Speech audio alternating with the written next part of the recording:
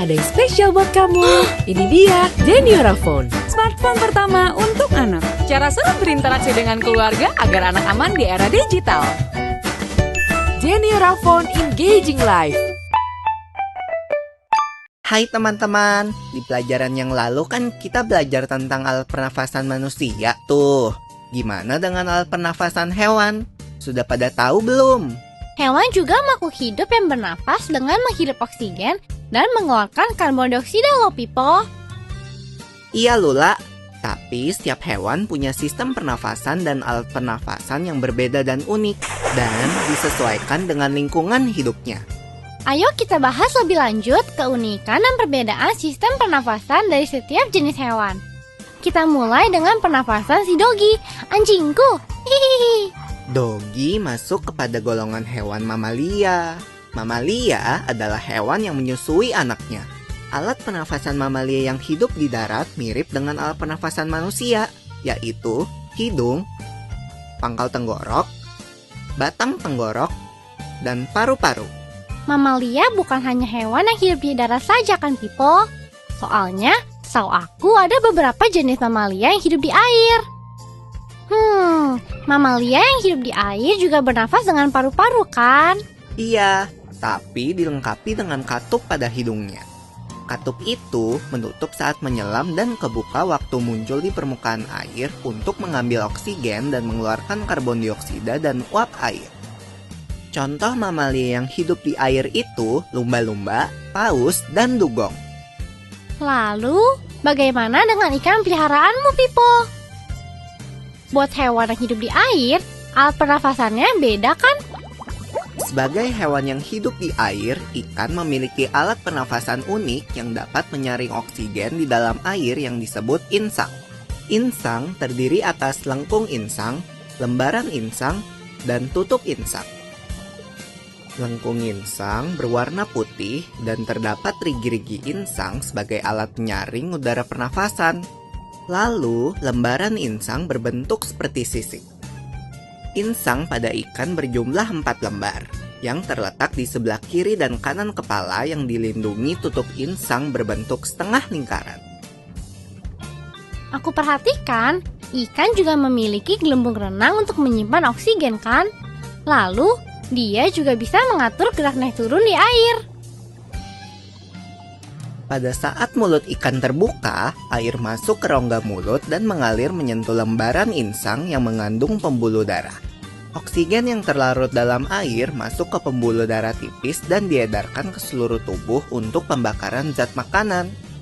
Pada saat mulut ikan tertutup, tutup insang terbuka sehingga air keluar melalui insang. Dan pembuluh darah mengeluarkan sisa pembakaran karbon dioksida dan uap air. Insang merupakan tempat pertukaran oksigen dengan karbon dioksida dan uap air. Sedangkan ikan yang hidup di tempat kurang air seperti lumpur mempunyai lipatan pada insang yang disebut labirin yang dapat menyimpan cadangan oksigen. Jenis ikan yang hidup di lumpur itu kan kayak ikan lele, ikan betok, ikan gabus, dan ikan gurami. Kalau burung, pastinya beda dengan ikan. Setahu aku, alat pernafasan burung memiliki kesamaan dengan alat pernafasan mamalia. Hanya saja, burung memiliki suatu alat pernafasan unik yang membantunya saat terbang. Alat pernafasan burung terdiri atas hidung, batang tenggorok, paru-paru, dan pundi-pundi udara atau kantong udara. Pundi-pundi udara merupakan kantong kenyal dan tipis untuk menyimpan udara yang digunakan saat terbang. Selain itu, alat pernafasan istimewa ini juga berfungsi untuk memperkeras suara saat berkicau, meringankan tubuh saat terbang, menyelubungi alat dalam tubuh untuk mencegah kedinginan, dan menjaga kestabilan suhu badan. Pernafasan pada burung ada 2 cara kan, Pipo? Yaitu pada saat sedang terbang dan pada saat tidak terbang. Pada saat burung nggak terbang atau istirahat, udara dihirup melalui hidung dan masuk ke paru-paru. Sehingga paru-paru mengembang dan terjadi pertukaran antara oksigen dan karbon dioksida. Lalu, paru-paru kembali mengempis dan mengeluarkan karbon dioksida melalui hidung. Betul sekali. Pada saat terbang, burung menyimpan udara di pundi-pundi udara yang berjumlah 5 pasang dan terletak pada pangkal leher, dada depan, dada belakang, perut, dan tulang lengan atas. Udara masuk melalui hidung dan menuju pundi-pundi udara saat burung tidak mengepakkan sayapnya. Dan udara keluar menuju paru-paru saat burung menurunkan sayapnya dan mengempiskan pundi-pundi udara. Wow! Kemudian, saat sayap terangkat, pundi-pundi udara akan mengembang kembali dan membawa karbon dioksida dari paru-paru.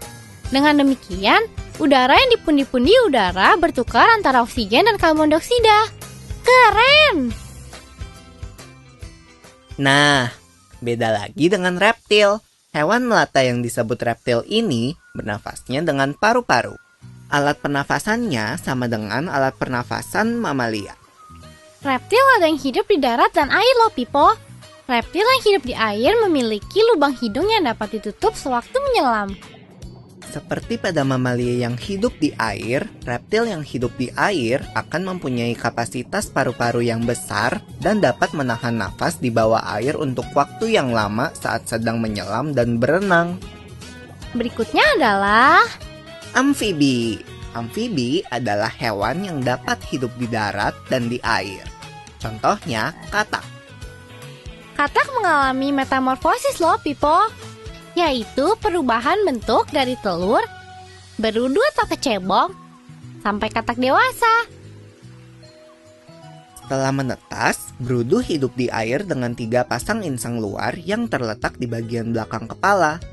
Insang luar ini berupa lembaran-lembaran kulit luar yang halus dan mengandung pembuluh darah kapiler.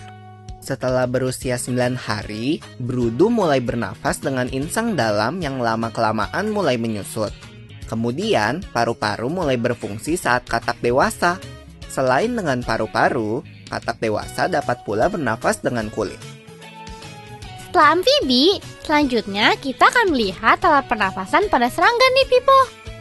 Alat pernafasan serangga terdiri atas spirakel atau stigma dan trakea atau corong nafas. Spirakel merupakan lubang di sepanjang sisi tubuh serangga sebagai tempat keluar masuknya udara ke dalam tubuh atau untuk lubang pernafasan. Trakea itu kan pembuluh-pembuluh darah yang bercabang-cabang yang memenuhi seluruh bagian tubuh serangga, Pipo. Ya Lola, sedangkan pembuluh yang paling halus disebut trakeol. Peredaran udara ke seluruh tubuh dilakukan dengan bantuan otot yang bergerak memompa aktif disebut sistem trakea. Jenis binatang yang terakhir nih, lembek-lembek, bergerak, panjang, sering basah. Apakah itu? Cacing! Benar, cacing menyukai tempat lembab dan bernafas melalui permukaan kulit. Kulit cacing terjaga kelembapannya, sehingga selalu basah dan berlendir yang memudahkan penyerapan oksigen dari udara. Melalui pembuluh darah di permukaan kulit yang tipis, oksigen diikat oleh darah dan diedarkan ke seluruh tubuh. Zat sisa pembakaran yang berupa karbon dioksida dan uap air dikeluarkan dari tubuh melalui permukaan kulit. Darah cacing mampu mengikat oksigen karena mengandung hemoglobin. Nah, ayo kita ulangi bersama-sama apa yang tadi kita sudah pelajari. Jadi nih ya, mamalia atau hewan yang menyusui anaknya bernafas dengan paru-paru, termasuk mamalia yang hidup di air seperti paus, lumba-lumba, dan dugong. Mamalia air dilengkapi dengan hidung yang memiliki katup yang menutup saat mereka sedang menyelam di bawah air. Sedangkan ikan bernafasnya dengan insang. Kalau burung, alat pernafasannya terdiri atas hidung, batang tenggorok, paru-paru, dan 1 alat pernafasan istimewa yang membantu burung saat terbang yang disebut dengan pundi-pundi udara. Lalu, hewan melata atau reptil bernafas dengan paru-paru. Pada saat masih berudu, katak akan bernafas dengan insang dan bernafas dengan paru-paru dan kulit saat telah menjadi dewasa.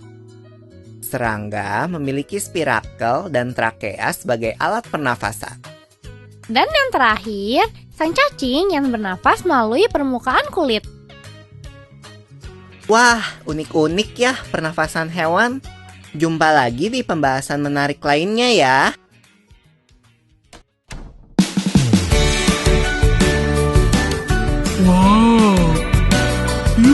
Jeniora 456 sekarang